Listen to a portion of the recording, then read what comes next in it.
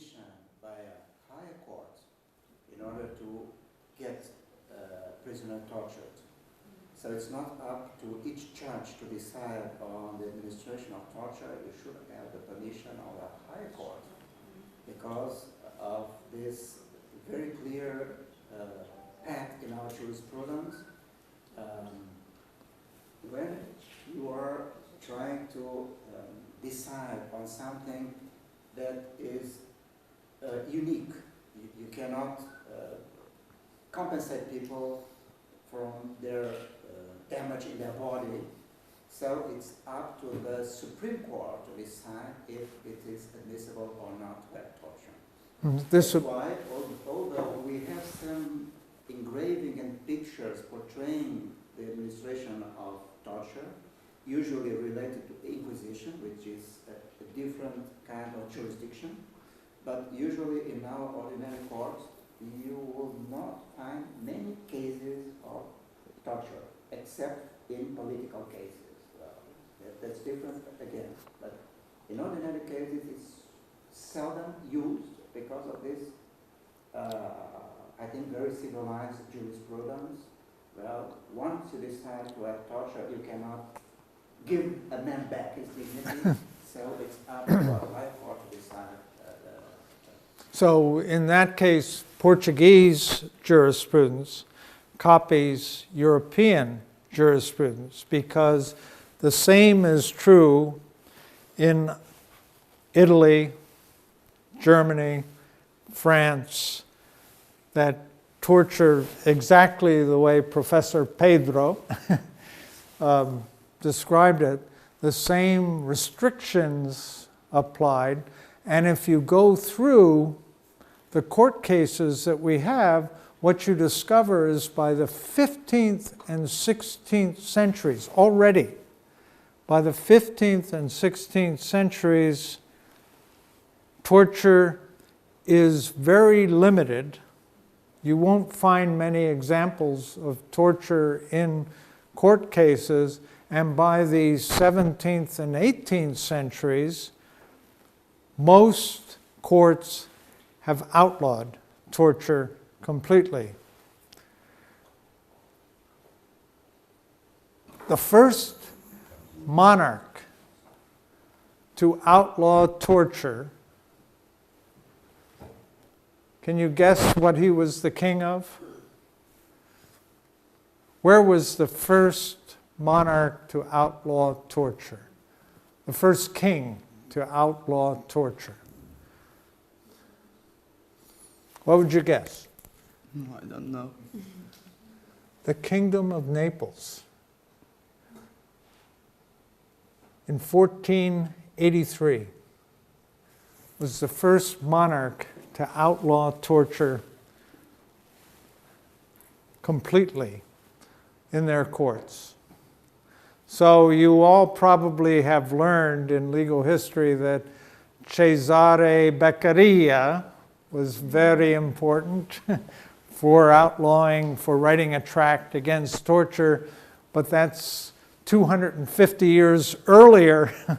Torture was already being outlawed. Now the other part of this, and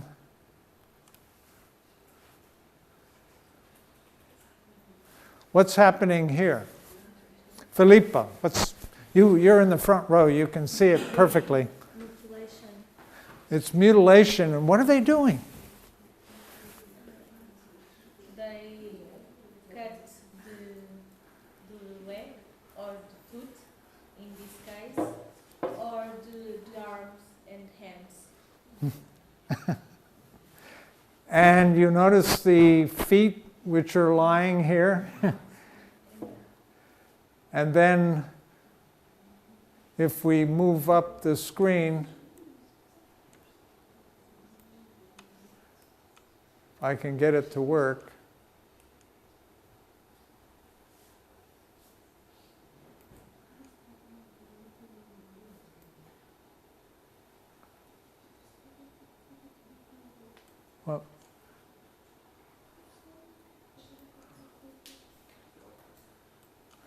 Well,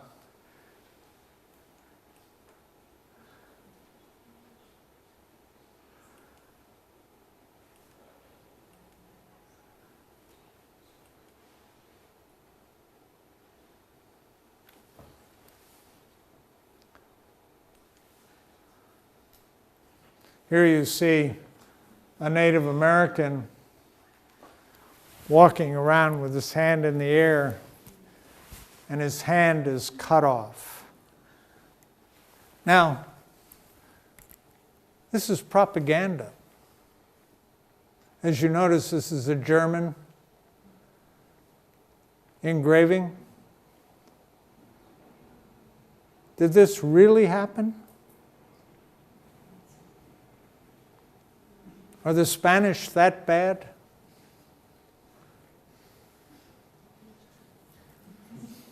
Did this really happen at the end of the 16th century?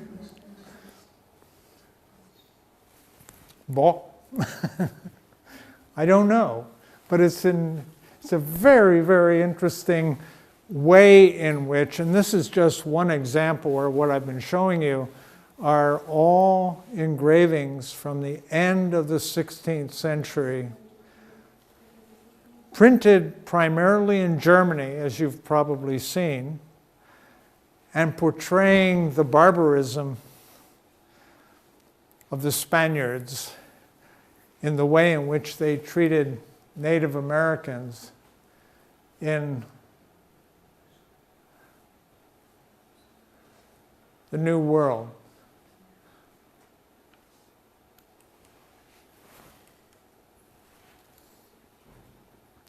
In any case,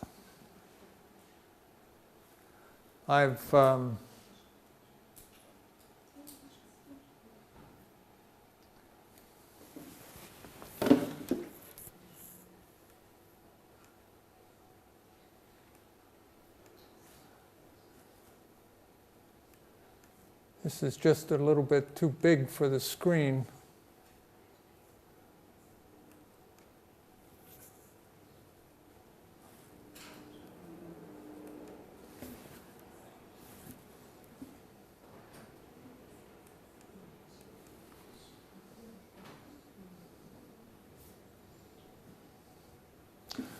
By the way, you may be interested to know that this little bike ride is on an island to the west of Sicily that I took my students on.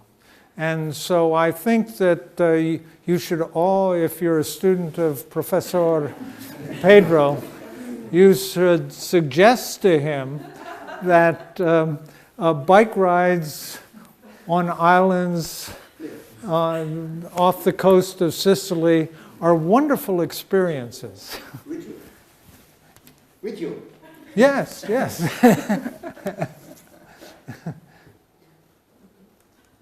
So next time in Lisbon with good weather and a bike. Not with heavy rain.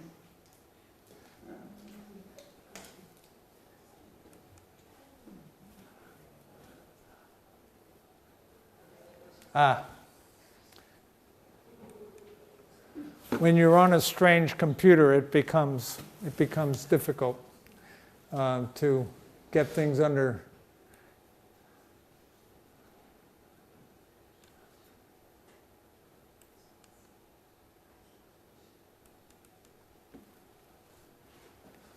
Okay, I'm going to skip.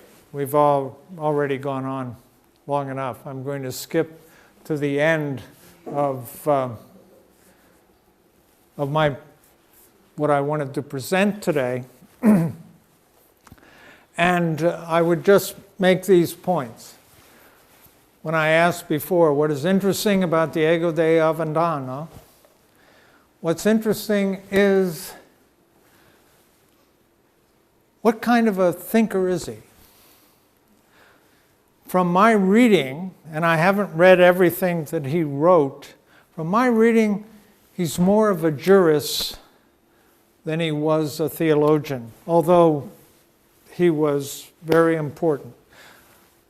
Part that of the pages that I've skipped, and that knocked my socks off as well, is that he cited in his works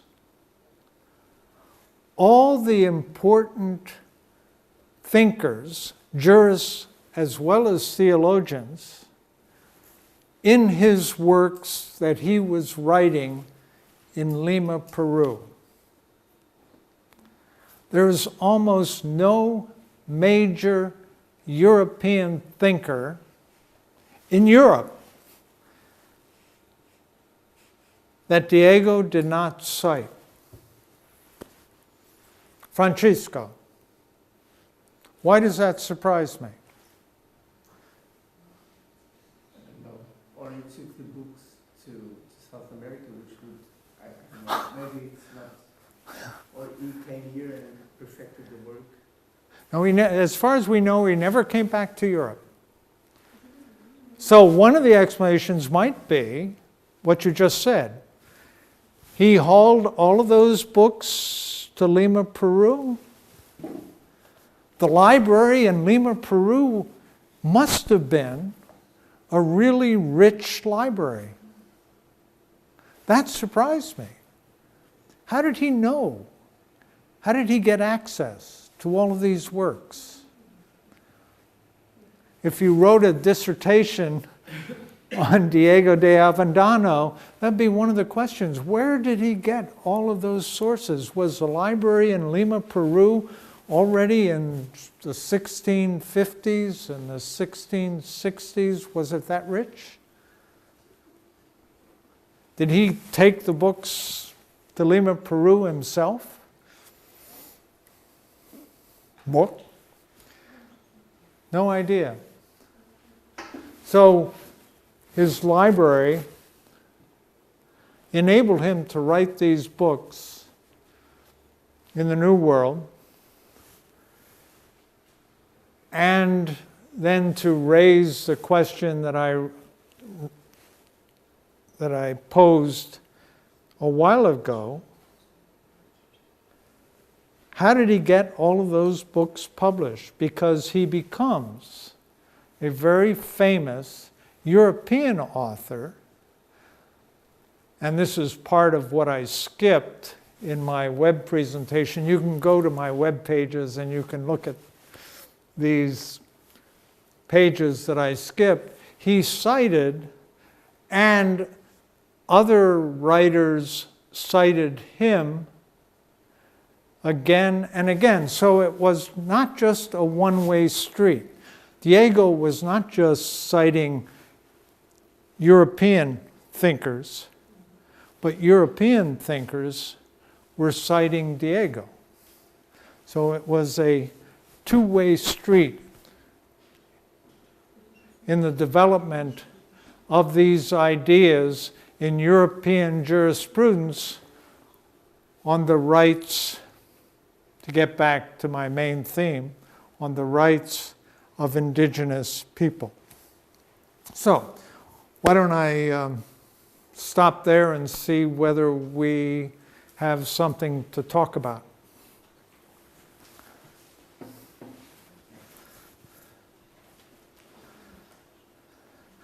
Professor, I'm very sorry, but we have classes now and we really have to go. Oh. I'm sorry. Oh. Oh. Margherita, non mi piace.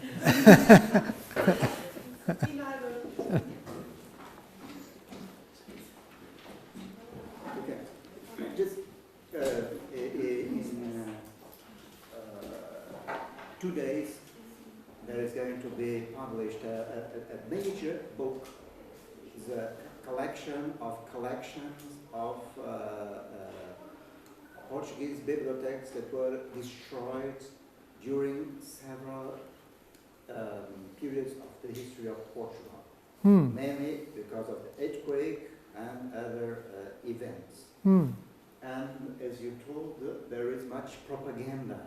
That's not something of today, it really is something of all time.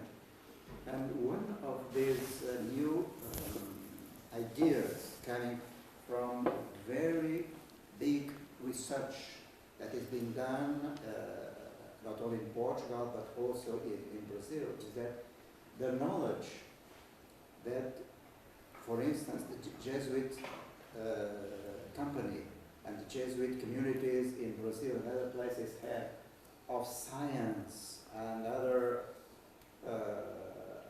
fields was extremely large.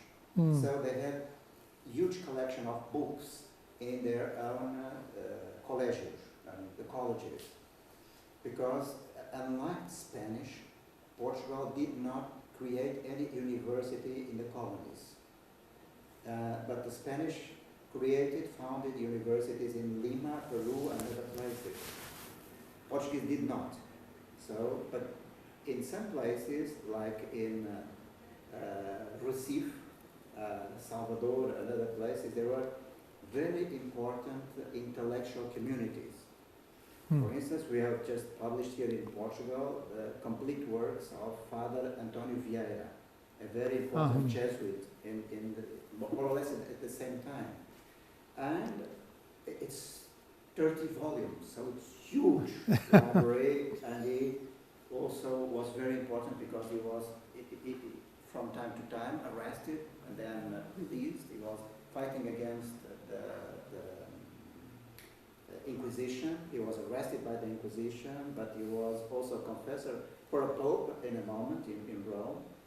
But while he was writing in Brazil, his quotations show also, like in Avendano, an encyclopedical knowledge of theologians, legalists, canon law, and other fields. So probably it's the Jesuit connection and Jesuit library in Brazil and probably also in Peru and other places that explain how these people had these knowledges. And again, it's these connections that show how it could be easy to publish in Europe, in a place where you can find those printers connected to the Jesuit community or the Jesuit order in Europe. So you think it's primarily, this is new to me, I hadn't thought of this, but you think it's primarily the Jesuit connection that enabled jurists or theologians in the New World to publish in Europe? But at least this connection existed. But although there are also some institutions, for instance, I have shown you just the engraving about that existed in the Portuguese ordenações, the Portuguese laws. Well, at the time we had censorship in Portugal, like in, I guess, almost all places, and probably in this book we will see that it was permitted by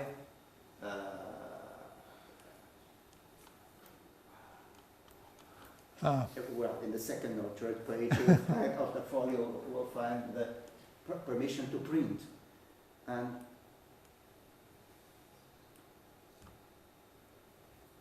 but on the other hand, and we saw this process, for instance, when we studied Vieira and other manuscripts, when the ship arrives from Brazil to Portugal, and it's the same thing in Spain, one particular officer of the crown is the visitador, and I don't know if you call it in English, the person who has as a job to visit the ship and checks if people bring to Europe not allowed books or is entitled to see all manuscripts.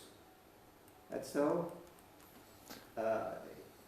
in the end, if a book is published, at least in Portugal and Spain, then you are sure that the church, both the church and the state, look at the book and saw that the conclusions are not against any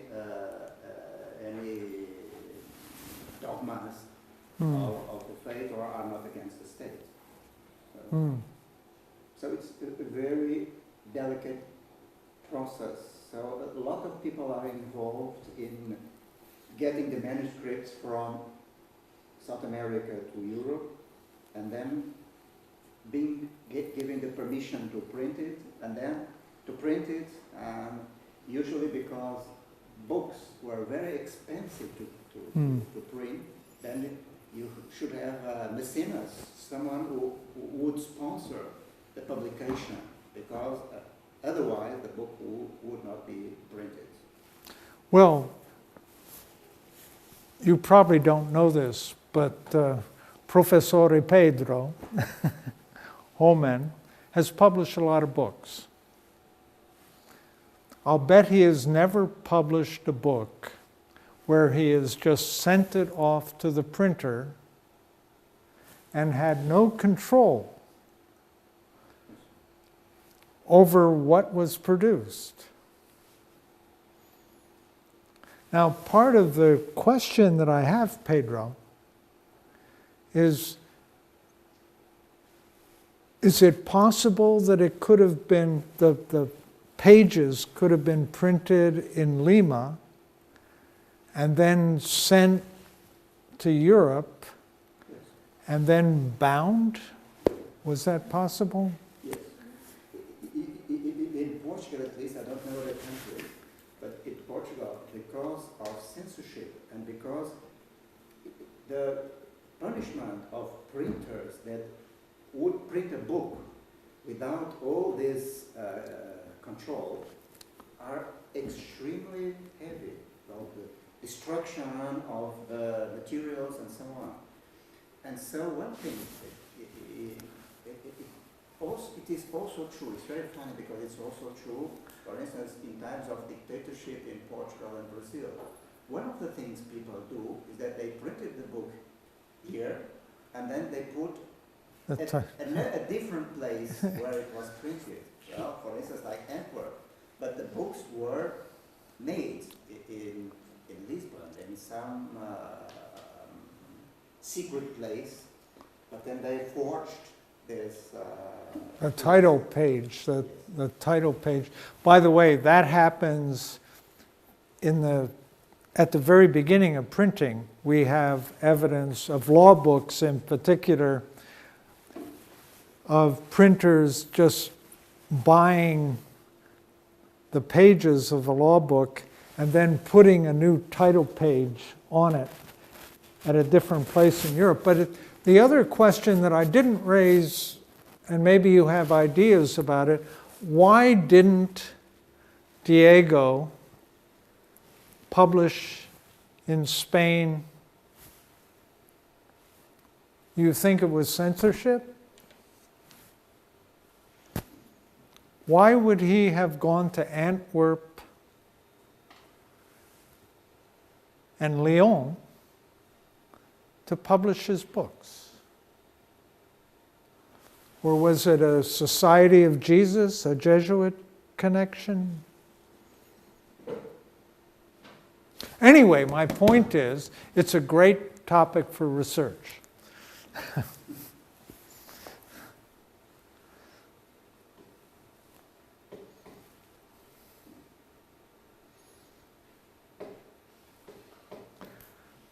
Tem mais perguntas aqui para o professor Pennington?